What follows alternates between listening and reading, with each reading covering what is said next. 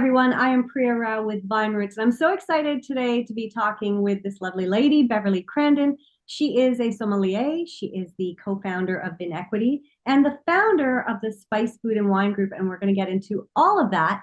But first of all, welcome, Beverly. Hi. So happy to be here and to chat with you today. Great. It's so great to have you. And I think it's so convenient, shall I say, or timely that we're talking during Black History Month, because the first thing I want to ask you about is this concept of Black grapes. Yeah. First of all, I'd like to think that black grapes is a very clever name, right? Because in wine, it's used to represent the red grapes that go into making red wine. So I call it black grapes. But I've taken the name to kind of label an event that we like to do, which is a walk around tasting of wines made by Black winemakers or wines that were made using the grapes from Black grape growers, and even also celebrating wines imported into our market from agencies that are wholly or partially owned by Black people, because in all cases, we represent 0.01% of the population that's in those domains. So I think they all need to be celebrated. So yeah, that's what we do during Black History Month is something called Black Grapes. Absolutely, absolutely needed for sure. And you have an event coming up this month on February 20th, which is all about Black grapes. So can you tell us what people can expect at that event, and what was the like how long has that been going on? Yeah, this is our third Black Grapes, and each year it's exciting. The buzz is amazing. It sells out every year. Like right now, our event is like a couple weeks away, and already it's like tickets are going extremely fast. I'm not saying it. That's what the event site is saying. They're like, you need to get these tickets. But it's really fun. Like, so you pay a nominal amount, you come in, you get your tasting glass, and we're gonna have this year, I think, more SKUs than we've ever had. There are going to be 26 different wines that you can walk around and taste and get to understand the grapes, but more importantly, understand the story behind the people who made this wine, like whoever grew those grapes or winemakers, like what's their story, what's their journey. When you understand that, because to me, I think wine is very personal, not just for the person who's drinking it, but for the person who's making it. If they're making it with care, and especially if it's a small producer, like there's a bit of them in every single bottle. So I think learning the story and then having a sip just really rounds out the whole experience. And then we're working with two lovely, lovely, lovely female chefs this year who are going to have some small bites. One is the Bibi Man Project, and then one of her coworkers are also going to be there with two little tables, and they're going to have different takes on food from the diaspora. And there's a sweet tray as well, so you'll be able to nibble a little bit. And then we always like to support local artists in the scene too. So we're gonna have an artist there who's local to Toronto, a young Black female artist, and she'll be there doing some painting and selling some of her pieces. And we've got some other surprises that are gonna happen that night too. So I'll hold that, but we've got some other surprises that people can expect. Okay, amazing. It sounds like a really fun and educational but really cool event. Yeah, it will be. And we're doing it at Stacked Market this year, which is a lovely facility. We did it at Stacked year one, and we were lucky. Well, I shouldn't say that, but it was a February where it was like 9 degrees. It was like Right. bananas. So yeah, people inside, outside. I have no clue if it's going to be 9 degrees this. We can't tell this year if it's going to be minus 20 or if it's going to be plus 5. Correct. Yes, exactly. So we'll see. But yeah. Okay, so now that you were talking about some of the food from the diaspora, I'd love to know some of your favorite wine pairings with, a couple of foods that you can think of offhand. Yeah. So we with a lot of curries. We have a lot of curries, a lot of oxtails, da, da, da. And there's some common spices that are in those dishes. So like clove, allspice, all that kinds of good stuff. And I love shocking people by giving you a bowl of curry Okay. and then giving you like a South African Cabernet Sauvignon that has seen some oak in its production. And I do that because I know there's going to be some sameness there, right? You've got that clove and allspice from the oak, and you've got that clove and allspice from the curry. One would think you can't take a red like that and put it with spices, but you definitely can once you understand the combination and the components of the dish. So I want to say that that is one of my favorites. And then another is taking sparkling wine, champagne or even sparkling wine from a really good producer. And having that with something we have in Guyana called pilori, which is like chickpeas, but done up in a more of a doughy style. So it's like a savory timbit if for the Canadians in the house. A savory timbit is what it's like. And then when you have that with champagne, so good. Amazing. Anything fried with champagne is like a great pairing, right? Very true. Very So true. that dish that you're describing sounds almost like a pakora. Very similar, very similar. Just shaped is different, round, so very, very similar, very similar. Okay, cool. So let's talk about the Spice Food and Wine Group and how does that relate to Black Grapes and the events that you hold there, or is it its own entity? It is like the parent. So you've got Spice Food and Wine Group. It's very confusing. And you would think I do not have a marketing degree. So you have Spice Food and Wine Group, and then Spice Food and Wine Group has a couple of events that on their own are now brands. So Black Grapes is a brand, but run by Spice Food and Wine Group. And Spring into Spice, our outdoor festival, is a brand, but that's run by Spice Food and Wine Group. Okay. Okay. So what came first? Yeah, Spice Food and Wine Group came first. And it came because I wanted to have a brand that truly represented what it was that I was passionate about and what I wanted to do. Like studying to become a sommelier, you know, one of the things that they provide you with is like, here are some common pairings. If you're having this, then you will pair with that and you pair with that. And obviously the text does not have, Guyanese food or Caribbean food or African food listed in there. That's not what they're gonna have.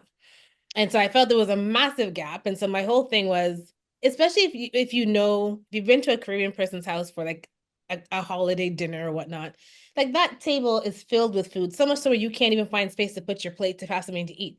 Like there's 10 different kinds of rices, so much proteins. Like it's just ridiculous. It is a smorgasbord for anybody who loves to pair food and wine. Like this is amazing. And so for me, I wanted to really focus on that, focus on foods that were underrepresented when it came to wine study or wine text or just the wine industry, period.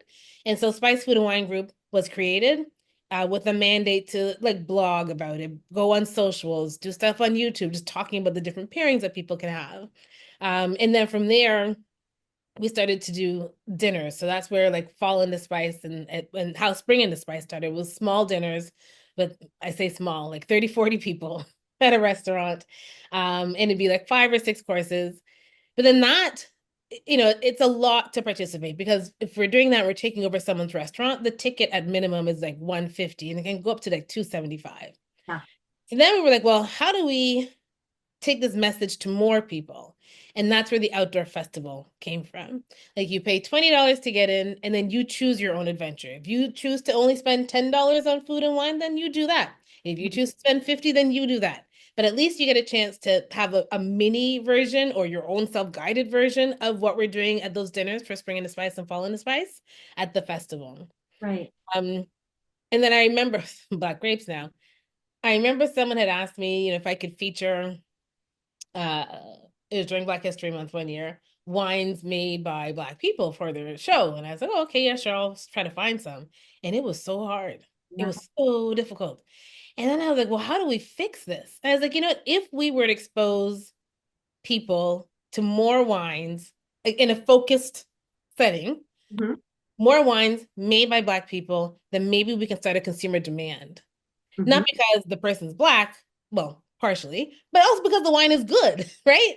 And so Sure. Black Grapes came from that. It's about educating consumers and so that they know they have a voice. They can be like, I want more of this wine in market. Or seek it out online and you read reviews, you read the person's story and ask for it. Like ask people to bring it in, like say something.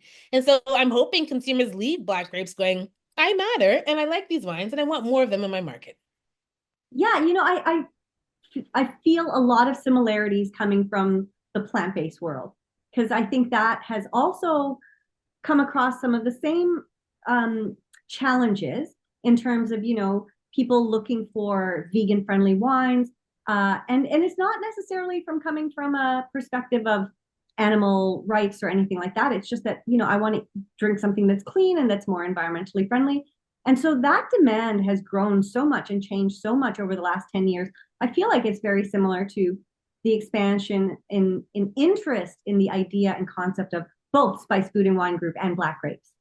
Absolutely. And so that's very funny that you liken it to that because there is a whole movement in society, right? To Mhm. be more sustainable and mindful about the environment, to eat cleaner, and so it applies to everything. And that is why that demand, like now, there were producers who were using vegan things to fine and filter their wines from before, but now I see it on the label, like they call it out. So it is a talking point. People get it because the consumers are asking for it. It's a consumer demand, and you have to do that. So I'm hoping, I mean, maybe not to the same scale, but we can start to make that difference when it comes to seeing more wines in market that are from diverse voices. You know, Yeah. when you do that, as I said before, wine to me is a personal thing, both from the consumer, but also from the winemaker.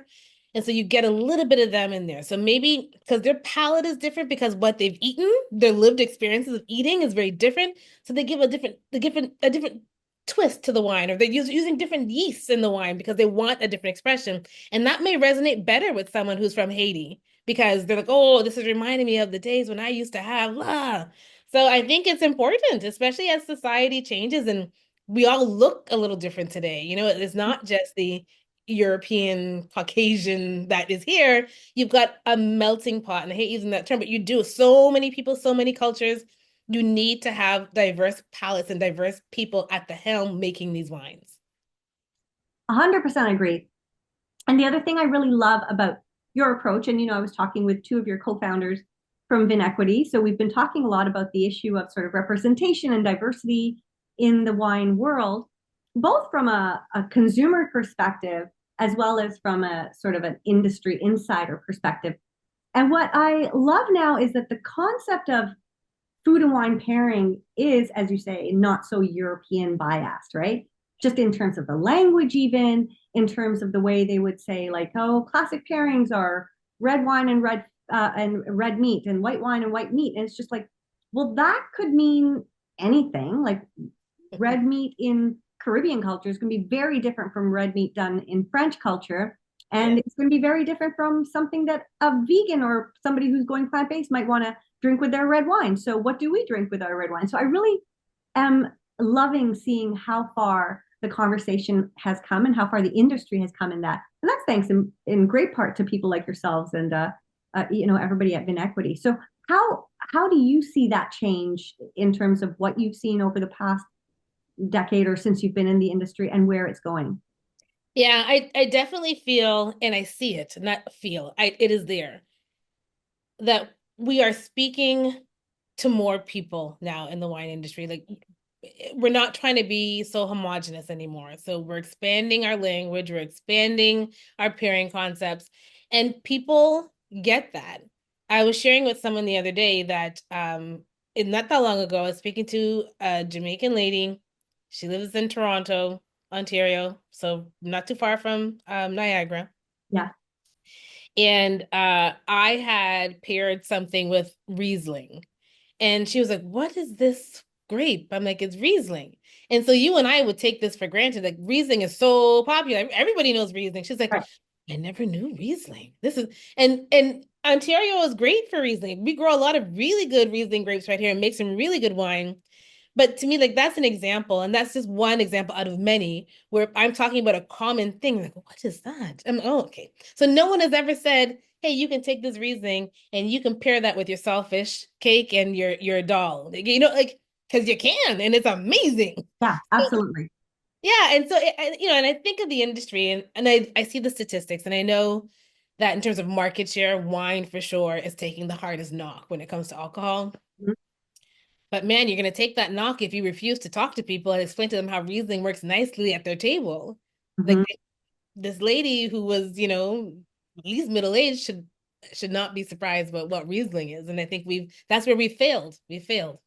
Yeah, absolutely. Because I mean, I would think that if somebody mentioned a grape like Blaufränkisch, I would be surprised if, most people knew about that. But Riesling, as you say, it's one of the noble grapes, one of the most well-known and widely grown grapes. So we Yeah. it is interesting your concept of we are failing the consumer Mhm. because there is such a variety of fantastic grapes from so many places that people wouldn't even expect. It's not just France and Italy and Australia and California that makes wine, where there's a whole world of wine out there. So I Agreed. love that you're exposing people to so many different angles of it. And I'm very curious to see what bottles, because I believe you have two bottles you want to show us. I do. So one, I'll start with this one. So it's a Pinot Green, um, from Alsace in Fleur de Macération by Okay. Domaine Brand and Fee. And let me tell you something. In my early years, I was like, man, well, in all fairness, when the natural wine movement started, Mhm. there were some people who should not be participating. Like they were just putting stuff out to say it was natural, but we're not paying attention to, or maybe they didn't care what was in the bottle. There's like, here, drink this. Well, it's natural. And so it really turned a lot of people off of the movement. They're like, everything must taste like this. And I, regrettably so, even though I was trained in wine, was like, everything must taste like this until I had this wine. And it is funky. It is very funky. But what I love about this wine and why most people who are really fanatic about wine, why they drink it, is how much this wine just transforms and morphs. Even though it's just in my glass for like 25, 35, 45 minutes. I can have this cold. It can be kind of cold. It can be warm. And it's like still giving you something. And that is the beauty of wine, right? Like how it is a living thing. And so I say that to people all the time. It's a living thing. Treat it with care. It transforms itself. It transforms food. And this wine to me is a great example of that. And then the other wine that I have is one that's close to home. It's Yeah. Leaning Coast's Chardonnay. This is their Senchuk Chardonnay. And I picked it up because a lot of people in Canada and Ontario, be more specific, think that our wines are no, they're not as good as the French wines. And they don't give our wines the due that they need. And then you meet people like Leaning Post who are trying to show you the sense of place. Like, here's the appellation, taste it in the bottle. This one is interesting because every year I'm like, hey, Grimsby Hillside, that is my spot for Pinot Noir, and that is my spot for Chardonnay. I don't want anything else. And then 2021 vintage comes around, and I'm like, maybe Senchuk is my spot for Chardonnay. And here's why. Different vintage. So obviously, and even though Grimsby Hillside is like just maybe a couple of kilometers from where these grapes come from, it was such a distinct difference in the grapes. Both were wonderful, but this one just this year has so much more depth to it.